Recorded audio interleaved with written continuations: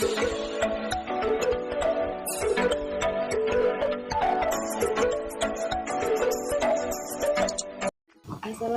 warahmatullahi wabarakatuh. Apa kabar semuanya? Saya harap kalian dalam keadaan sehat semuanya. Pada kesempatan kali ini, saya akan membahas sebuah materi yang bertema unsur-unsur dalam sebuah dongeng. Nah, apa sih yang dimaksud dengan dongeng? Secara umum, dongeng adalah cerita hayal atau cerita yang tidak benar-benar terjadi. Dongeng berisi tentang sebuah cerita yang menarik untuk disaksikan atau didengarkan. Biasanya, cerita dongeng berisi tentang tema-tema yang imajinatif. Hal inilah yang membuat pembaca ikut merasakan suasana yang ada di dalam suatu dongeng. Nah, selanjutnya ada beberapa jenis dongeng. Nah, yang pertama yaitu adalah cerita fiksi. Cerita fiksi merupakan jenis dongeng yang menceritakan tentang binatang. Di dalam cerita fabel, binatang menjadi tokoh yang digambarkan seperti manusia. Contohnya, kancil mencuri timun, kelinci dan kura-kura. Lalu ada gagak yang cerdik dan lain sebagainya. Lalu yang kedua ada cerita legenda.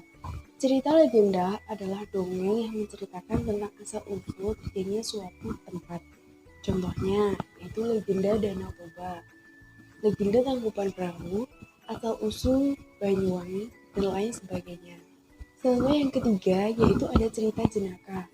Cerita jenaka adalah jenis dongeng yang dapat membuat orang tertawa karena ceritanya yang lucu. Contohnya yaitu Si Kabayan. Lalu yang keempat, ada mitos.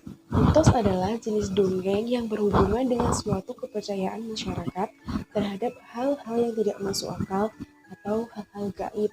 Contohnya, terbentuknya Candi Prambanan, Lembu Suro, dan lain sebagainya.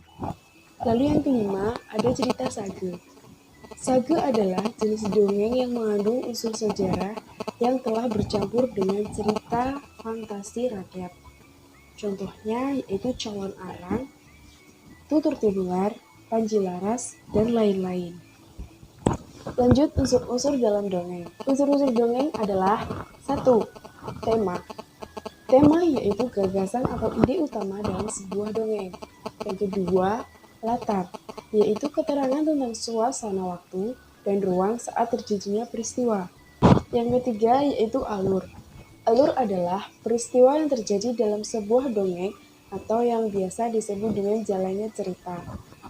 Lalu yang keempat ada tokoh. Tokoh yaitu perilaku yang ada di dalam cerita dongeng. Yang kelima adalah penokohan, yaitu penampilan dan watak dari masing-masing tokoh yang ada dalam cerita dongeng. Dan yang terakhir yaitu amanat. Amanat adalah sebuah pesan yang ingin disampaikan oleh pengarang kepada pembaca atau pendengar dongeng. Itulah tadi beberapa unsur yang ada dalam sebuah dongeng.